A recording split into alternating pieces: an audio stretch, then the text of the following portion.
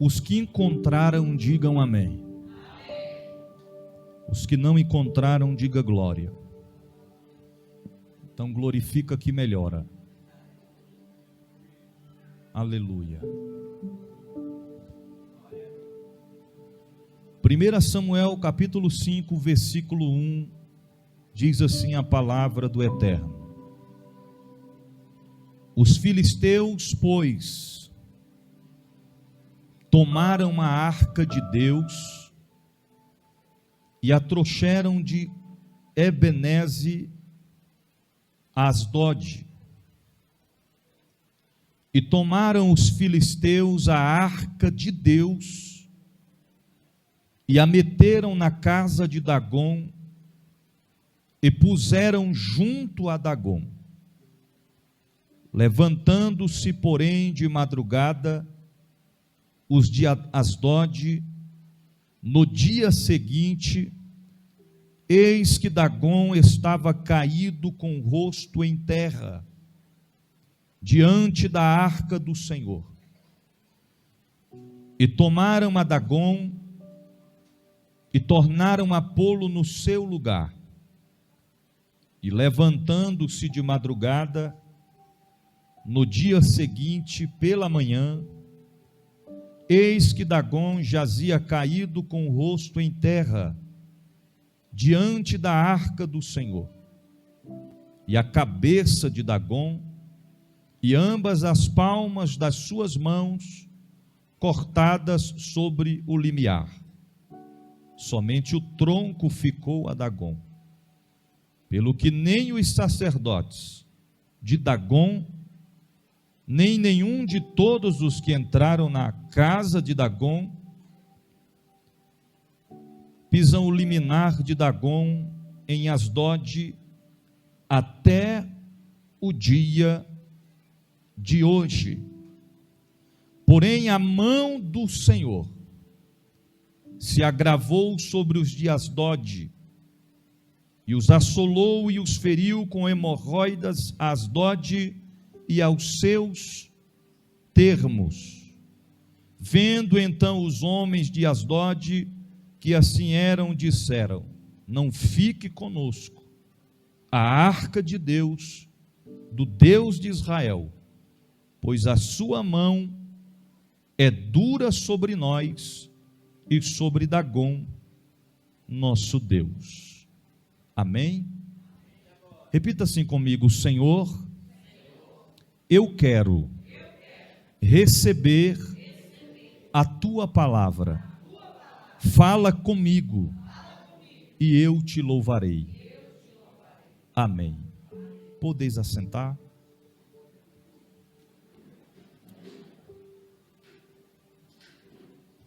Queridos, nós estamos diante de uma passagem bíblica em que, para compreender o que a história bíblica está dizendo,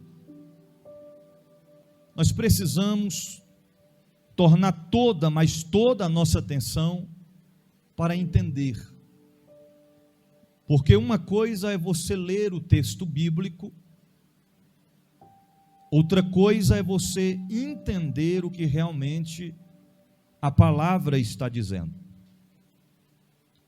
O tema da mensagem nesta noite, voltada ao texto bíblico que nós lemos, é o seguinte tema: a queda na casa de Dagom.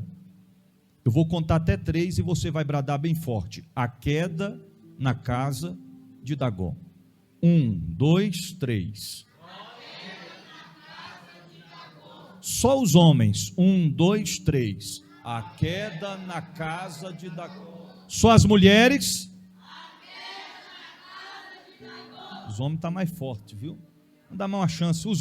Vamos lá. Os homens, a queda na casa de Dagom. Uma chance para as mulheres. A queda na casa de Dagom. Ok. Queridos, quem entende de futebol sabe que para um time perder a partida já é ruim. Ainda mais quando se fala perder dentro de sua própria casa. Que embora são estádios, mas alguém chega sempre a frisar: amanhã tal time vai jogar em casa. E pelo fato de jogar em casa, dobra a responsabilidade na qual ele tem que realmente ganhar. É indispensável, é inaceitável que perca em sua própria casa. E nós estamos vivenciando dias aqui na terra que são dias difíceis. E muitos estão perdendo dentro de suas próprias casas. Mas afinal, como vencer? Como ser um vencedor dentro da nossa própria casa? Porque aqui nós estamos diante de um tema que está dizendo a queda na casa de Dagom. Queda tipifica perca. Queda tipifica derrota. E a Bíblia nos expressa claramente, acerca desta passagem bíblica, que a arca da aliança, que era toda revestida de ouro, a arca da aliança, que também era conhecida como a arca do concerto, ou a arca dos ciúmes de Deus, a arca do ciúme de Jeová, nas quais aquela arca, segundo a Bíblia, tinha dentro de si os 3 elementos principais. E que elementos eram esses? As tábuas da lei, o bastão de Arão e a concha com o maná do deserto. E a Bíblia diz que aonde a arca chegava, a presença de Deus também chegava. Aonde a arca ia, a bênção do Senhor também ia. E segundo as Sagradas Escrituras, somente os levitas podiam carregar a arca. Era 2 de cada lado, segurando nas alças da arca, e quando eles andavam com a arca, a presença de Deus andava. Quando eles paravam, a presença de Deus também parava. Batalhas só eram vencidas se a presença de Deus estivesse com eles. Queridos, para vocês terem ideia da situação, a Bíblia diz que certa feita um amigo de Davi, por nome Uzá, morreu simplesmente por tentar segurar, tocar na arca, porque não tinha permissão para isso. Aonde a arca chegava, fazia a diferença. E neste tempo aqui que nós lemos a passagem bíblica, a palavra de Deus diz que Israel estava em guerra contra os filisteus. Havia uma batalha travada. Era guerra entre os israelitas e os malignos filisteus. Israel estava com a arca da aliança. A arca estava com eles. Porém, a Bíblia diz que naqueles dias, quem está me ouvindo, diga amém. Naqueles dias, a Bíblia diz que Israel havia feito o que era mal aos olhos do Senhor. Em outras palavras, o povo de Israel que servia a Deus em retidão, agora estava vivendo uma vida em desacordo a vontade de Deus. Conclusão disso: no momento da peleja, o exército bem preparado, segundo a Bíblia, perdeu a guerra. Porque embora a arca estava com eles, a presença de Deus estava na arca, mas eles não tinham mais, podemos dizer, credibilidade com o Senhor. O Senhor não deu vitória a Israel, porque o povo havia desviado dos caminhos do Senhor.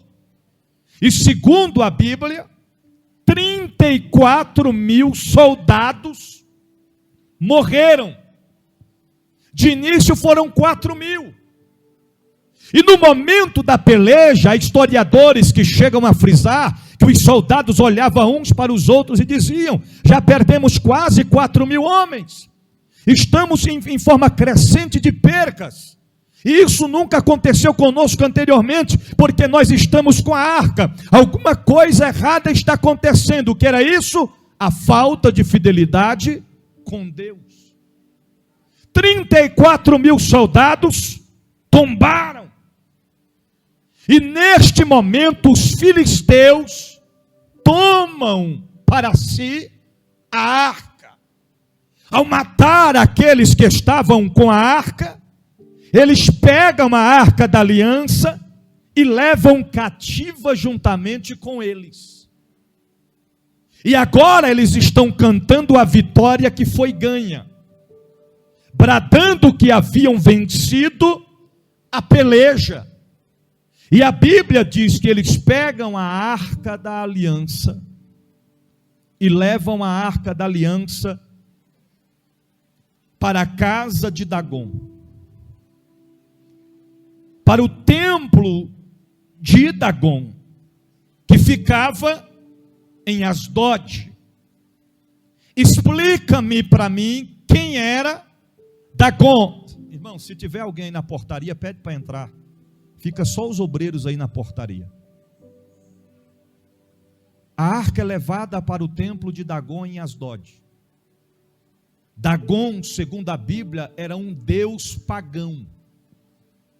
Alguns historiadores, pastor Hinaldo, chega a frisar que Dagom era uma estátua metade peixe e metade homem.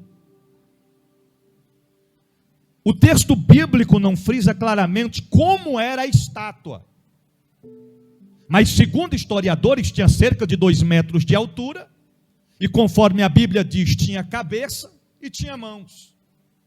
Era uma estátua na qual ficava dentro de um templo, aonde os filisteus, aonde os adeptos a Dagom se prostravam diante da majestade ilusiva e pagã e adoravam ao deus Dagom. E os filisteus haviam feito uma aliança no passado, dizendo: um dia derrotaremos os israelitas e pegaremos a arca deles, que eles dizem representar o Deus vivo e verdadeiro deles, e colocaremos esta arca nos pés de Dagom, nos pés da estátua, como o seguinte conceito. Está vendo aí a arca que tipifica a presença de Deus? Está vendo aí quem é que manda no negócio? Está vendo aí quem é Deus verdadeiro? Está vendo aí quem verdadeiramente tem poder? E colocaremos ela nos pés de Dagom, para que a arca seja humilhada, para que a presença do Deus de Israel sejam humilhados e reverenciem a Dagom. E segundo a Bíblia, eles colocam a arca nos pés da estátua, e do lado de fora do templo, eles começam a comemorar, dizendo: maior é o Deus Dagom do que o Deus dos israelitas. Maior é o Deus Dagom do que o Deus da quais eles chamam de Deus vivo. Forte é Dagom, poderoso é Dagom, sublime é Dagom. Não existe, jamais existirá Deus tão poderoso como aquele que nos deu a vitória, que se chama Dagom. Segundo a Bíblia, depois da comemoração, eles tornam para as suas casas, para a tranquilidade de todos e descansarem. E quando o dia amanhece, um daqueles que era responsável por estar observando os acontecimentos e zelando pela estátua de Dagon, abre as portas do templo de Dagon, e quando adentra dentro do salão principal, ao olhar para a estátua, Dagon, ela estava tombada no chão, diante da arca. A estátua que estava de pé havia tomado ou levado uma queda. Por isso o tema da mensagem é a queda na casa de Dagon. Caiu, mas não caiu fora de casa, caiu dentro da própria casa. Quando ele se depara com Dagon caído diante da arca da aliança, ele corre, eu imagino ele correndo e levantando: majestade, licença aqui, majestade, com reverência, deixa-me levantar-me, ajude aqui, ajude. E vem outros homens, e eles pegam a estátua da Dagon e erguem ela e colocam ela de pé novamente. Puxam a arca e colocam nos pés da estátua da Dagon. Saem para fora do templo e começam a festejar, dizendo: passou o primeiro dia, a primeira noite, que Dagon deu uma aula para o Deus de Israel, quem verdadeiramente tem poder. A tarde chega, a noite se vem, e eles festejam: viva Dagon! Dagon é poderoso, o Deus de Israel é nada. Dagon é poderoso, o Deus de Israel é nada. Eu imagino o Deus da Bíblia olhando lá de cima para baixo. Como é que é? Maior é Dagon? Dagon é maior? A Bíblia diz que quando chegou no dia seguinte, o mesmo responsável pela segurança e zelo de Dagon corre até o templo, abre as portas do templo, e quando ele avista, ele entra em desespero. Por quê, bispo? Porque a Bíblia diz que Dagon levou outra queda diante da arca da aliança. Só que desta vez não teve como levantar Dagon, porque a Bíblia diz que a cabeça estava fora da estátua, as mãos foram arrancadas, Dagon estava tombado diante da arca do Deus vivo. Eles ficaram tão espantados com aquilo, eles ficaram boquiaberta com o que estava diante dos olhos deles, que eles olham uns para os outros e dizem: não tem cabimento um negócio desse, isso é fora da normalidade. Nós temos que pegar esta arca e tirar ela tirar do templo.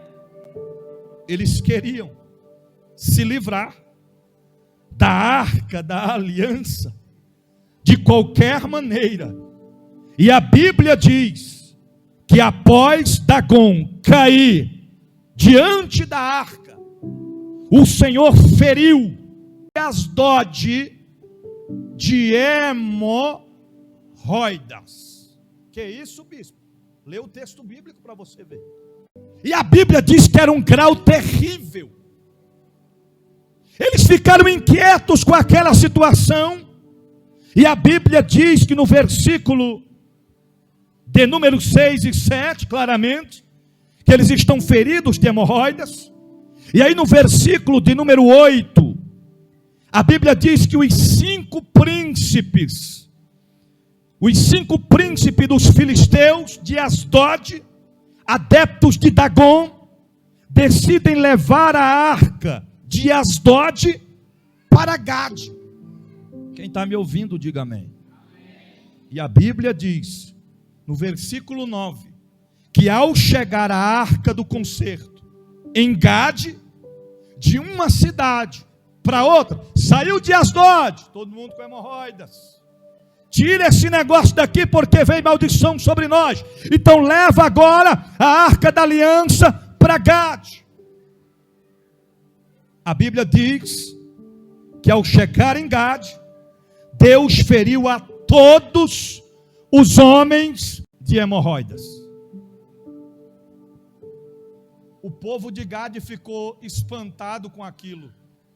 Então a Bíblia diz que eles enviaram a arca da aliança para Ecrom, porque a Bíblia diz no versículo de número 12, que a dor era tão terrível, que o clamor deles subiu aos céus. Aleluia!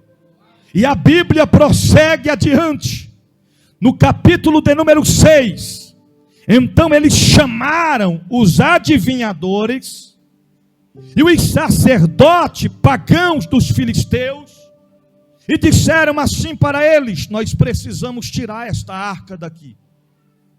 Aonde a arca passa, ela lança praga. O Deus de Israel está pesando as mãos sobre nós. Agora nós entendemos que quem realmente tem poder não é Dagon, mas quem tem poder é o Deus de Israel. E nós precisamos se livrar desta arca, fazer com que esta arca torne para onde ela veio, para que nunca mais essas maldições estejam sobre as nossas vidas.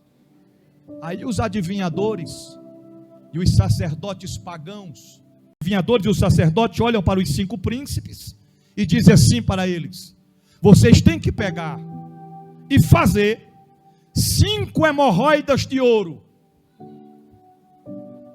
e 5 ratos de ouro. Irmão, eu não estou pregando, está na Bíblia. Depois você lê aí. Os adivinhadores e os sacerdotes olham para os 5 príncipes e diz: tem que representar as 5 cidades, para que a praga não fique em 1, 2 ou 3 ou 4, ou apenas uma dentre as tais. Cada uma vai tipificar uma cidade. Vocês vão fazer 5 hemorroidas de ouro. Não sei como é que eles fizeram esse negócio, mas era estátua. Eles tinham que fazer em formato de pequena estátua. E tem mais, ele chega a dizer: e tem que ser de ouro, não é de latão, não é de barro, não é de prata, tem que ser de ouro. 5 hemorroidas de ouro e 5 ratos de ouro. Falou: agora é a hora da gente acabar com essa maldição. E o que mais devemos fazer? Vocês têm que pegar, fazer um carro de madeira, em outras palavras, no linguajar de hoje, o carro da época hoje era uma carroça. É pegar uma carroça com 2 vacas de cria, colocar para puxar essa carroça, em cima da carroça, em cima do carro, colocar a arca da aliança, e do lado da arca da aliança, vocês vão pegar como é que é o nome do mistério? Um cofre, e dentro deste cofre, coloque as 5 hemorroidas de ouro e os 5 ratos de ouro. Isso é para expiação de pecados, para que vocês venham retribuir, dizendo ao Deus da arca, dizendo: olha, perdão, cometemos uma falha, cometemos um erro, não deveríamos ter feito isso, jamais isso deveria acontecer. E a Bíblia diz que eles pegam a arca, versículo de número 13, e levam a arca até Bet-Semes, e fizeram festa quando a arca chegou em Bet-Semes, e dizemos: que maravilha ter a arca conosco. E a população de Bet-Semes era imensa, vários homens, várias mulheres, várias crianças, e eles festejaram e se alegraram, e eles observavam a arca da aliança de longe. Eu imagino que naquele momento alguém corre e pega ali o cofre, abre o cofre e puxa para fora e diz: olha, mestre, tem 5 hemorroidas de ouro. Olha aqui, majestade, tem 5 ratos de ouro, que maravilha. Eu imagino eles olhando para a arca e pensando: o que será que tem dentro dessa? Irmão, jamais poderiam abrir a arca para olhar a arca. Mas a Bíblia diz que alguém foi lá, pastor Hinaldo, e olhou o que estava dentro da arca. E só por olhar o que estava dentro da arca, a Bíblia diz que Deus matou 50.070 homens, somente porque olharam o que tinha dentro da arca. Eu já estou concluindo. Vou concluir aqui. Aí eles ficaram espantados, perplexos, chique, admirados com aquele conceito. 50 homens e 70 morreram só porque olharam dentro o que tinha dentro da arca. Então eles pegaram a arca e enviaram a arca para a casa de Abina. Aqui eu fecho, porque já dá outra mensagem. Aí a gente vai até amanhã. Mas eu quero que você entenda na base bíblica o que acontece quando Deus se retira da nossa vida. Quando a presença de Deus se afasta do homem, se afasta da mulher. Davi venceu pelejas, Davi venceu urso, Davi venceu leão, Davi venceu gigante, mas só venceu porque a presença de Deus estava com ele. Elias disse: não vai chover segundo a minha palavra, e não choveu durante 3 anos e meio. Mas por que é que não choveu? É porque Deus garantiu a palavra do profeta Elias, porque a palavra do Deus de Elias estava, o Deus de Elias estava com ele. Sabe por que Daniel entrou dentro da cova dos leões e os leões não devorou Daniel? Porque a presença de Deus estava com Daniel. Sabe por que Sadraque, Mesaque e Abednego foram lançados na fornalha de fogo ardente? Mandaram aquecer 7 vezes mais e eles não morreram. Não tinha cheiro de fumaça em suas roupas, o cabelo não queimou. Sabe por quê? Porque a presença de Deus estava com eles. E tem gente que está pensando que vai vencer sem a presença de Deus estar com ele, sem a presença de Deus estar com ela. Só vamos ter vitória dentro da nossa casa se a presença de Deus estiver conosco. Só vamos vencer as lutas, as pelejas da vida se a presença de Deus estiver conosco. O que faz a diferença, irmão, não é o lugar. O que faz a diferença é a presença. Levaram a arca para a casa de Dagom, mas a presença não foi. Não foi. A presença não estava lá com eles. Mas Deus olhou de cima a baixo e disse: eu vou mostrar para eles quem tem poder. Eu vou mostrar para eles quem tem autoridade. Se é Deus Dagom, se é estátua feita por mão de homens, ou se é o Deus vivo e poderoso. Eu vou mostrar para eles que quando eu quero dar vitória, eu dou vitória. Mas quando eu quero entrar com justiça, eu entro com justiça, porque eu sou Deus. E no mundo que nós vivemos hoje, de tantas injustiças, na onde o certo se passa a ser errado, e aonde o errado passa a ser certo, aonde quem advoga, julga e condena, e se acha poderoso demais. Mas está chegando o dia, na mesma proporção que Deus olhou para o povo que servia a Dagom e feriu a todas aquelas aldeias de terrível praga. Imagine o que está por vir por aí, a esta geração pecaminosa, que a cada dia que passa vira as costas para Deus, que a cada dia que passa desacredita da volta do mestre, que a cada dia que passa menospreza os ensinamentos bíblicos, que a cada dia que passa diz que Jesus não existe, que o Senhor não vai voltar, que é coisa da nossa imaginação. Não se assuste, porque a gente não sabe a forma de Deus trabalhar. Eu não sei se dessa vez ele vai pesar a mão com hemorroida, mas que ele vai pesar a mão em uma pá de gente, vai. Deus é amor, mas também é justiça. Porque assim como fizeram nos dias de Dagom, tadinho da arca, cadê o Deus de Israel? Viva Dagom! Deus mostrou para eles quem é grande, quem é poderoso. Quem viver verá. Deus vai esmagar os adversários da igreja.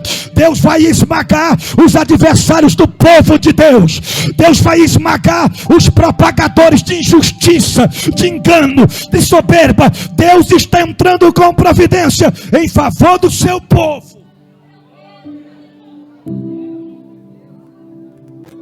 Eu estava essa semana orando, de madrugada, 3 e pouco da madrugada, eu caladinho ali em silêncio, falando com Deus com meus joelhos dobrados, porque eu aprendi que tem momentos que a gente tem que orar somente em pensar. Tem oração de guerra que você vai orar gritando, profetizando, declarando, ministrando, mas tem oração que você vai fechar a tua boca, vai dobrar os seus joelhos e vai falar com Deus apenas em pensamento. E eu falei: Senhor, tu está vendo, Senhor, tudo que está acontecendo no globo terrestre, tudo que estão fazendo, Senhor, tu está vendo. E Ele falou claramente comigo. Ele disse: meu filho, aquieta o teu coração. Tem muita gente pensando que o Deus Todo-Poderoso está dormindo, mas o Deus Todo-Poderoso não dorme. Ele já está trabalhando, queridos. É porque o Deus da Bíblia é tão poderoso que Ele chega, missionária Terezinha, sempre deixar assim um parecer que acabou. Lembra quando Ele foi sepultado? E a Bíblia diz que ao aproximar-se o terceiro dia, muitos daqueles que menosprezavam, desacreditaram do mestre, porque a ordem foram para colocar lá a pedra sobre a boca da cova do túmulo, e ainda selaram e colocar segurança máxima. Mas a Bíblia diz que ao terceiro dia, o anjo desceu do céu, porque ele havia ressuscitado. Me aprofundei nesse mistério, fui ver aqui. Tem gente que pensa que o anjo desceu e rolou a pedra para ele sair. Você precisa aprofundar na palavra. Não foi para ele sair. Quando o anjo rolou a pedra, ele já tinha saído.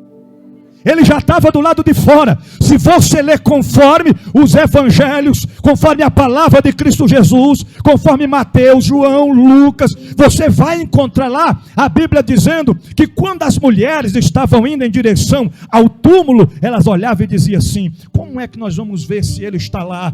Quem removerá a pedra? Como é que nós vamos entrar dentro do túmulo se a pedra está lá na entrada principal? Eu imagino o Deus da Bíblia, o poderoso, dizendo: anjo, desce lá e já deixa a pedra fora do lugar, para quando ela chegar lá, já vê que o Deus da Bíblia não está lá, mas está vivo, está vivo, está vivo. Então verdade é que quando ela chega, o anjo diz: por que procurais dentre os mortos aquele que vive está? Ele não está mais aqui, ele já ressuscitou. E eu tenho uma boa notícia para você: ele está dentro do templo da MPD nesta noite, dizendo: eu estou vivo, eu estou vivo, eu estou vivo. Ele está vivo, e a sua justiça não tarda e nem falha. Aí eu deixo a indagação no ar: qual é o Deus que você está servindo?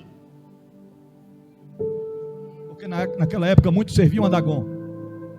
E aonde Dagon foi parar? No chão, nos pés da arca. Dagon cantou de galo, mas Dagon perdeu a cabeça. Já viu que tem gente que fala assim: fulano perdeu a cabeça e tentou tirar a própria vida? Não foi assim. Irmão, com Dagon foi diferente. Perdeu a cabeça foi de vez. E não foi só as mãos. Perdeu as mãos também, não foi só a cabeça. Você está entendendo? O Deus da Bíblia é poderoso. Ele é justo, eterno e fiel. Tem gente que chega a dizer assim: mas será que Deus, o Deus da Bíblia, esquartejou Dagon para quê? Irmão, eu creio que não foi Deus que esquartejou Dagon. As pancadas consequensivas da sua queda quebrou cabeça fora do lugar, arrancou cabeça fora do lugar e arrancou as mãos do devido lugar, para mostrar que é Deus que é poderoso. Se você serve a outros deuses, ainda dá tempo de voltar a servir o Deus da Bíblia, o Deus poderoso, Criador dos céus e da terra. Se você se afastou dos caminhos do Senhor, ainda dá tempo de voltar depressa, porque quando a trombeta soar, o negócio vai ficar feio aqui na terra. Esses países que estão em guerra aí, quando a sirene toca, tocou, todo mundo corre para os bunks. Você está entendendo? Todo mundo corre para os porões. Aqui estamos seguros. Vocês viram o que aconteceu, né? Nem dentro dos bunks lá estavam seguros. Pessoas foram fuziladas dentro dos bunks de proteção, de segurança. Quando o Senhor arrancar a igreja aqui da terra, não abrir e fechar de olhos, não adianta correr para os bancos, para os porões, para as cavernas, para os lugares fortes. Essa semana eu vi um documentário de uma localidade num país aí, que homens ricos construíram um banquete imenso, que tem capacidade, se eu não lembro bem aqui, para até 70 pessoas, e comporta passar até 5 anos, com alimentação, com tudo, energia, internet, com tudo, trancafiados lá debaixo da terra. Irmão, quando o arrebatamento acontecer, eles podem ficar lá até 20, seja lá o quanto de tempo que eles quiserem ficar. O problema é que depois que o Senhor arrancar a igreja da terra, não vai ter voo para o céu, não vai ter Uber para o céu, não vai ter metrô para o céu, não vai ter jatinho para o céu. Pode até pegar aquelas naves lá, nave que fala que vai lá para a lua, que vai para o espaço. Os homens ricos dizem: eu pago, mas eu quero ir porque minha família desapareceu. Não abrir e fechar de olhos, tarde demais para quem aqui ficou. Enquanto isso, a igreja vai estar adorando, glorificando, exaltando, engrandecendo o Pai das luzes, o Deus da Bíblia, o eterno grande eu sou, lá na cidade santa, aonde nós vamos morar. A conclusão da mensagem é: a quem você está servindo? Um Deus que você carrega na palma de suas mãos, ou um Deus que carrega você na palma das mãos dele? Porque a Bíblia diz que os ouvidos do Senhor estão atentos para ouvir o meu e o teu clamor. Ele vê as tuas lágrimas, Ele sabe o que você passa. Ele é Deus de livramento, Ele é Deus de perto, mas também é Deus de longe. E marcou esta noite para te dizer que é noite de reconciliação, é noite de despertamento espiritual.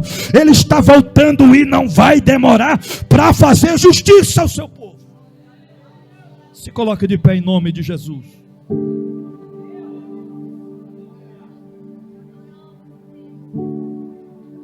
Escuta o que eu vou lhe dizer aqui para a gente finalizar. Quando os filisteus venceram a guerra e levaram a arca do concerto para a casa de Dagon, quem está me ouvindo diga amém. Para a casa de Dagon, para eles era a solução no pensamento deles, mas no fim de tudo era um grande problema. Irmã, a mensagem não acabou não, olha aqui para mim.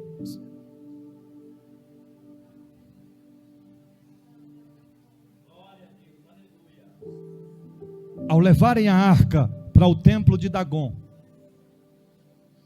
eles comemoravam, festejavam, pensando que era uma grande vitória e solução de problemas.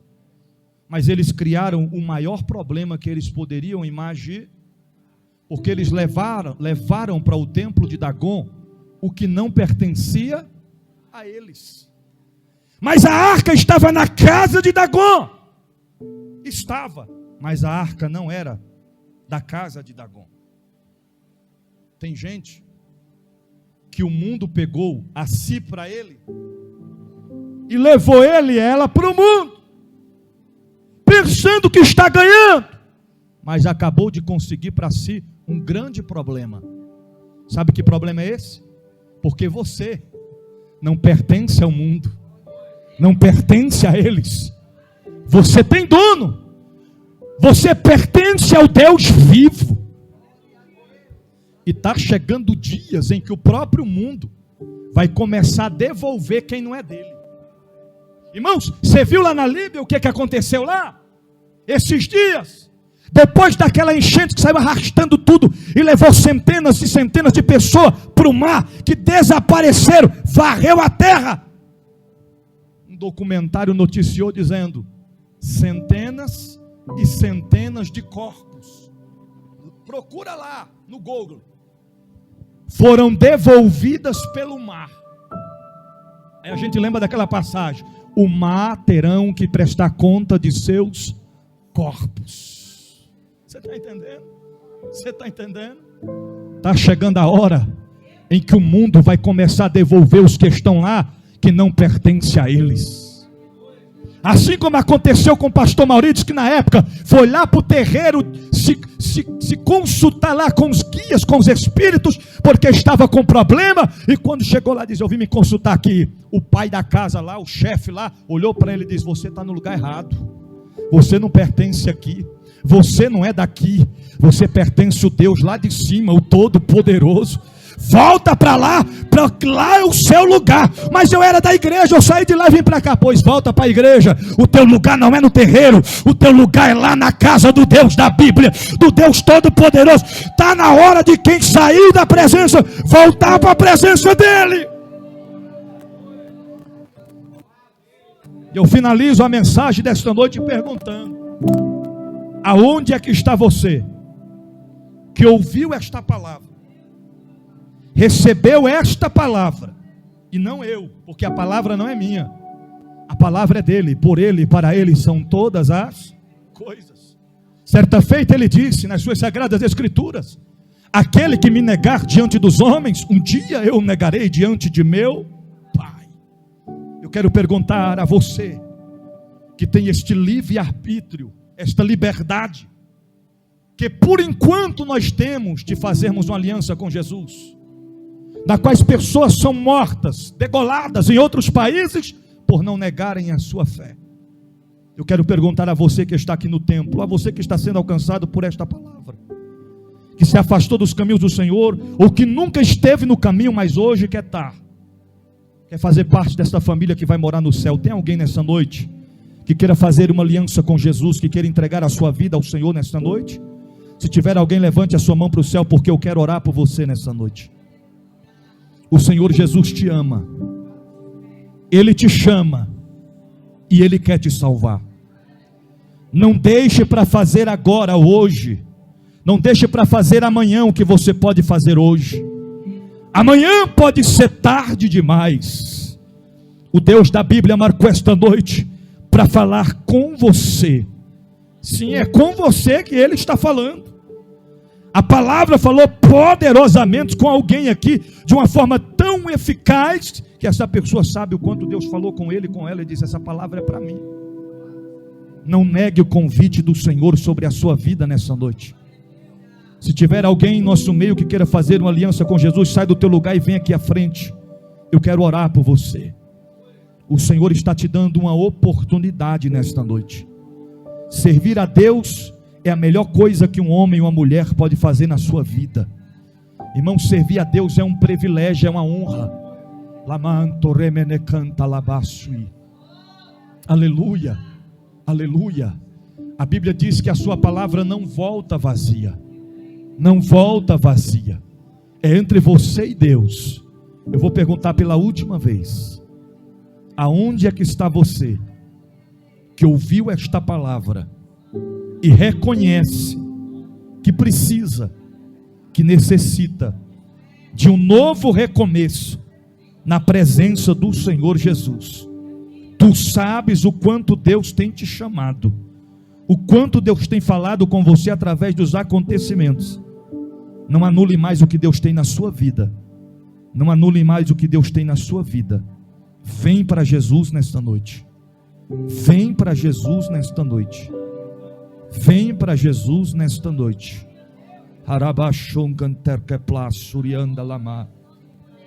Aleluia. Aleluia. Aleluia.